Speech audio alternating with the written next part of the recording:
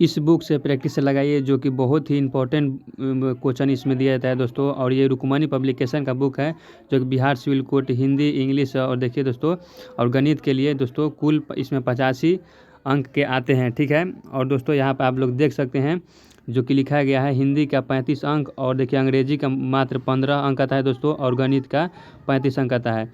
और in practice set दोस्तों इस बुक में बहुत ही अच्छी तरीक़ा से दिया गया है, और मैंने ये 22 सेट चलाने का दोस्तों प्रयास किया है, और हमने 11 सेट जो कि अभी 11वां सेट दोस्तों लेकर आए हैं इस वीडियो के में। देखिए और इस वीडियो में अच्छी तरीक़ा से दोस्तों समझिए, ठीक है। चलते हैं इस बुक के 11वां सेट पर और देखते हैं उसमें हिंदी का कैसा कैसा क्वेश्चन दिया गया है, ठीक है दोस्तों।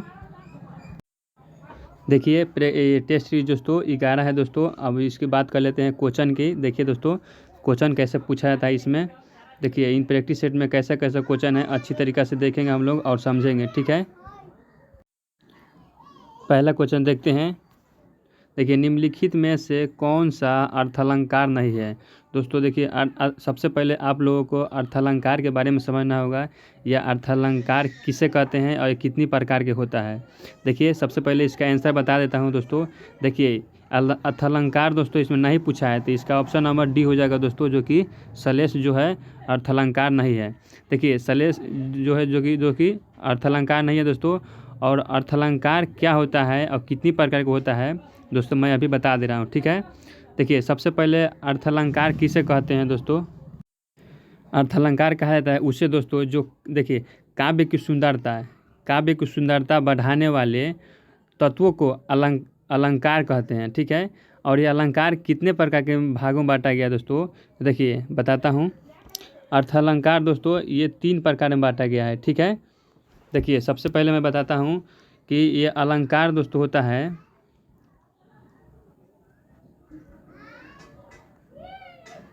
अलंकार जो होता है दोस्तों ये कितने प्रकार में बांटा गया है। देखिए अलंकार दोस्तों ये 3 प्रकार में बांटा गया है, ठीक। जो कि पहला दोस्तों है जो कि शब्दालंकार के नाम से जाना जाता है, ठीक है। क्या जानता है, शब्दालंकार के नाम से जाना जाता है, ठीक है, शब्दालंकार। और दूसरा दोस्तों हो जाएगा जो कि अर्थालंकार हो जाएगा, अर्थालंकार, ठीक है, अर्थालंकार हो जाएगा। और तीसरा बात कर लेते हैं दोस्तों, जो कि तीसरा होगा वो हो जाएगा दोस्तों उभयलंकार। क्या हो जाएगा, उभयलंकार, ठीक है, उभयलंकार, ठीक है दोस्तों। ये 3 प्रकार का अलंकार होता है, ठीक है। अब नेक्स्ट क्वेश्चन देखते हैं। देखिए नेक्स्ट क्वेश्चन लिखा गया है दोस्तों, जो कि दूसरा देखिए लिखा गया है कि उत्प्रेक्षा अलंकार कब हो सकता है। तो उत्प्रेक्षा अलंकार दोस्तों जो कि उपमेय के उपमान में कल्पना हो, जो कि ऑप्शन नंबर दोस्तों देखिए ए में दिया गया है, ठीक है। तीसरा नंबर क्वेश्चन देखिए, तीसरा क्या बोला है दोस्तों, गौ प्लस चरित्र का संधि बताना है कि संधि इसमें क्या होगा। यानी कि गौ प्लस चरित्र क्या हो जाएगा दोस्तों, ये हो जाएगा दोस्तों गौचरित हो जाएगा। यानी कि दोस्तों देखिए यहाँ पर च के जो कि संधि के बाद ना च के बाद इसको दोस्तों छ के नाम से जाना जाता है, ठीक है। यानी च के बाद छ बन जाता है, ठीक। इसका right answer option number C हो जाएगा, ठीक है। अब देखते हैं चौथा। देखिए लिखा गया है कि निम्न में से कौन सा, और नीचे कर लेते हैं, निम्न में से कौन सा चक्रपाणी में उपयुक्त समास है, ठीक है। तो ये है दोस्तों जो कि ऑप्शन नंबर ए में हो जाएगा, जो कि बहुब्रीहि होगा। यानी कि चक्रपाणी में दोस्तों बहुब्रीहि समास होता है, ठीक है। अब देखिए दोस्तों चक्रपाणी में बहुब्रीहि समास होता है, ठीक है। अब दोस्तों आप लोगों को सबसे पहले बता देता हूँ दोस्तों कि बहुब्रीहि जो कि समास होता है ये मतलब किसे कहा जाता है, यानी क्या इसका मतलब है दोस्तों, बहुब्रीहि समास क्या है, ठीक है। देखिए सबसे पहले दोस्तों बताता हूँ कि बहुब्रीहि समास क्या है। तो देखिए लिखा है, सबसे पहले बताता हूँ दोस्तों कि बहुब्रीहि समास क्या है। तो देखिए जब दो शब्द मिलकर मतलब जब दो शब्द मिलकर किसी तीसरे शब्द का विशेषण बन जाए तो उसे बहुब्रीहि समास कहा जाता है, ठीक है दोस्तों। अब बात कर लेते हैं दोस्तों, जैसे मैं कि ऑप्शन क्वेश्चन नंबर 5 की बात कर लेते हैं। देखिए क्वेश्चन नंबर 5 में लिखा गया है कि कपाट का तद्भव शब्द है, ठीक है। तो इसका तद्भव शब्द हो जाएगा ऑप्शन नंबर बी हो जाएगा कि कीवार होता है कपाट का तद्भव शब्द, ठीक है दोस्तों। देखिए तद्भव तत्सम देशज विदेशज ये सब होता है, जो पार्ट बाई पार्ट आप लोग को पढ़ना होगा और अच्छी तरीक़ा से कंसेप्ट के अनुसार पढ़ के इसके इन प्रैक्टिस सेट को लगाना होगा। बिना पढ़ने के अनुसार आप लोग नहीं बता पाएंगे, ठीक है। अब बात कर लेते हैं छठा नंबर क्वेश्चन की।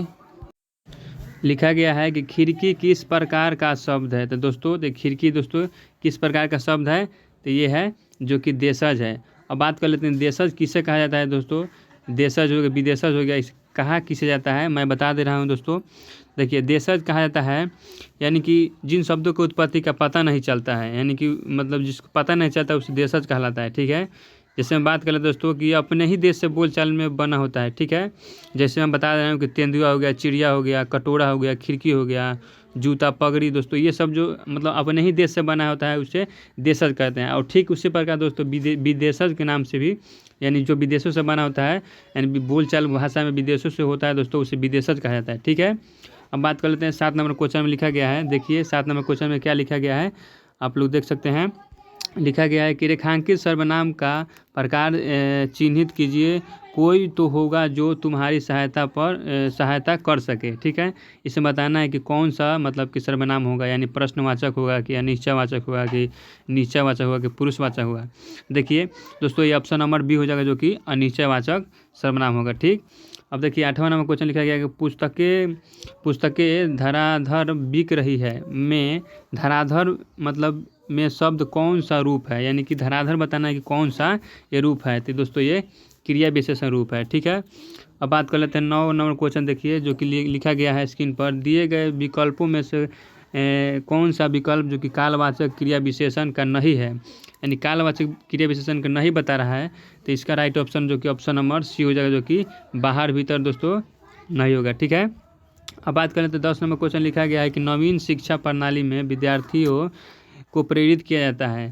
तो प्रेरित किया जाता है दोस्तों जो कि राष्ट्रहित में कार्यों करने के लिए प्रेरित किया जाता है। ठीक, अब बात कर लेते हैं 11 नंबर क्वेश्चन के, जो कि प्राचीन समय में विश्व का शिक्षा और संस्कृति का प्रमुख केंद्र था। ठीक है, तो केंद्र था दोस्तों जो कि भारत में था।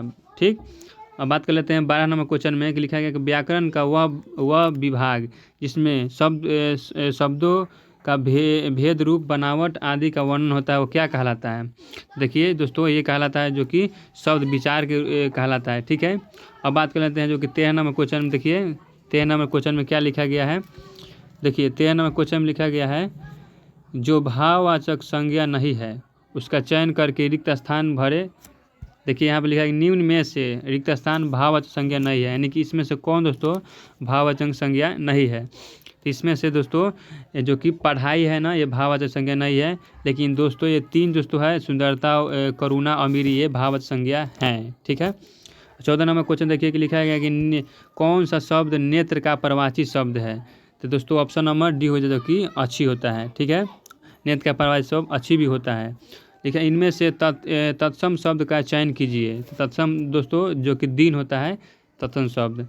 अब बात कर लेते हैं 16 नंबर क्वेश्चन के लिए, फूल का प्रवाची शब्द नहीं है। इसमें पूछ रहा है कि 4 ऑप्शन में से फूल का प्रवाची शब्द इसमें से कौन नहीं है। ठीक है, तो दोस्तों ये ऑप्शन नंबर सी में हो जाएगा जो कि तनुजा जो कि फूल का प्रवाची शब्द नहीं है। लेकिन दोस्तों ये पुष्प है, कुसुम है या सुमन, ये तीनों दोस्तों फूल का प्रवाची शब्द है। ठीक है, अब बात कर लेते हैं 17 नंबर क्वेश्चन में लिखा गया है कि परिणामवाचक क्रिया विशेषण अव्यय हैं। तो परिणामवाचक क्रिया विशेषण अव्यय है दोस्तों जो कि हो जाएगा ऑप्शन नंबर सी हो जाएगा, जो कि आप लोग देख सकते हैं इतना होगा। ठीक है, ये परिणामवाचक विशेषण अव्यय हैं। अब बात कर लेते हैं 18 नंबर क्वेश्चन में लिखा गया कि आशी शब्द का प्रत्यय बताना है। इसमें प्रत्यय पूछ रहा है दोस्तों, तो इसमें प्रत्यय बात कर लेते हैं जो कि ईक हो जाएगा इसका राइट आंसर। ठीक है, हम बात कर लेते हैं 19 नंबर क्वेश्चन में लिखा गया है कि तिलक किस प्रकार का शब्द है। तिलक इसमें पूछा है कि तत्सम होगा कि तद्भव होगा कि देशज होगा कि संकार हो जाएगा। तो दोस्तों इसका right answer option number A हो जाएगा जो कि तत्सम होता है तिलक। ठीक है, हम बात कर लेते हैं क्वेश्चन नंबर 20 के लिखा गया है कि खोज शब्द का प्रवाची शब्द क्या हो जाएगा।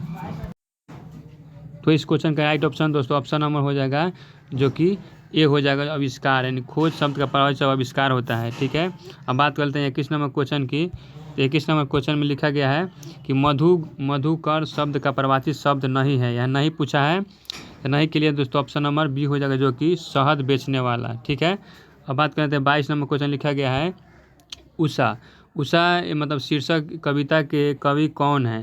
तो ये है दोस्तों जो कि ऑप्शन नंबर सी में दिया गया है जो कि शमशेर बहादुर सिंह हैं। ठीक है, उषा शीर्षक कविता के कवि थे। ठीक है, अब बात करते हैं 23 नंबर क्वेश्चन में लिखा गया है कि जूठन शीर्षक रचना हिंदी साहित्य की कौन सी विद्या है।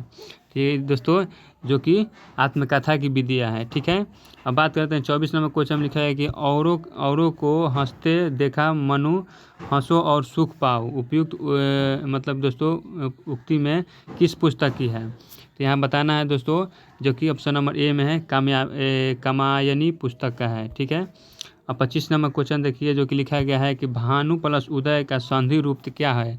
तो इसका संधि रूप हो जाएगा दोस्तों भानुदय होता है। ठीक है, अब 26 नंबर क्वेश्चन देखिए, लिखा है खेद शब्द का विलोम नहीं है। तो खेद शब्द का विलोम कौन नहीं है दोस्तों, जो कि ऑप्शन नंबर डी में लिखा गया, जो कि खुद, यानी कि खेल शब्द का विलोम नहीं है, खुद। अब देखिए 27 नंबर क्वेश्चन लिखा गया है कि मुदित महीपति मंदिर आए मतलब किनके उदाहरण है। तो ये उदाहरण है दोस्तों जो कि अनुप्रयास का उदाहरण है। ठीक है, अब बात करते हैं 28 नंबर क्वेश्चन में लिखा गया है कि शेर उहारता है, यह वाक्य रिक्त स्थान क्रिया के लिए उदाहरण है। तो दोस्तों ये है जो कि अकर्मक क्रिया के लिए उदाहरण है।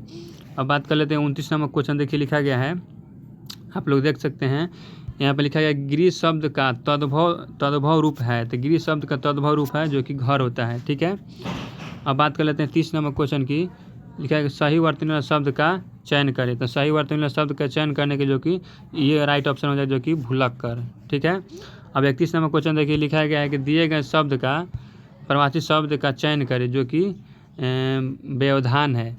व्यवधान के लिए ऑप्शन नंबर ए हो जाएगा, जो कि बाधा। अब बात कर लेते हैं 32 नंबर क्वेश्चन की, देखिए लिखा गया है कि रिक्त स्थान को भरने के लिए उपयुक्त शब्द का चयन करें। जो पुस्तक का रिक्त स्थान फट गया, यानी दोस्तों पुस्तक के क्या फट गया। तो इसका right answer option number A हो जाए, जो कि पुस्तक का दोस्तों पन्ना फट गया। ठीक है, अब बात कर लेते हैं 33 नंबर क्वेश्चन की, लिखा गया है कि कोल्हू का बैल होना मुहावरे का अर्थ बताइए। तो दोस्तों इसका राइट आंसर बी हो जाए, जो कि अत्यंत परिश्रमी होना। अब बात करते हैं 34 नंबर क्वेश्चन, लिखा गया है कि दिए गए शब्द का परवाची शब्द का चयन करें, जो कि अवगुण। दोस्तों अवगुण का परवाची शब्द बताना है। तो अवगुण का परवाची शब्द हो जाएगा, जो कि ऑप्शन नंबर डी में हो जाएगा, जो कि दोष होता है। अवगुण का परवाची शब्द दोस्तों दोष होता है और खराबी होता है, और खामी विकार या कमी भी कह सकते हैं। ठीक है, अब बात कर लेते हैं 35 नंबर क्वेश्चन, लिखा गया है कि दिए गए वाक्यांशों के लिए एक शब्द दीजिए। इतिहास से संबंधित है दोस्तों, इतिहास संबंधित है दोस्तों, उसे क्या कहता है, तो इसे ऐतिहासिक के रूप में जाना जाता है। ठीक है दोस्तों, इस तरह के हमारे वीडियो के पाने के लिए चैनल से जुड़ के चैनल को जरूर सब्सक्राइब करें और लाइक से ज़रूर करें और कमेंट भी करें, कोई इंक्वायरी हो तो दोस्तों आज के लिए इतना ही, तब तक के लिए जय हिंद।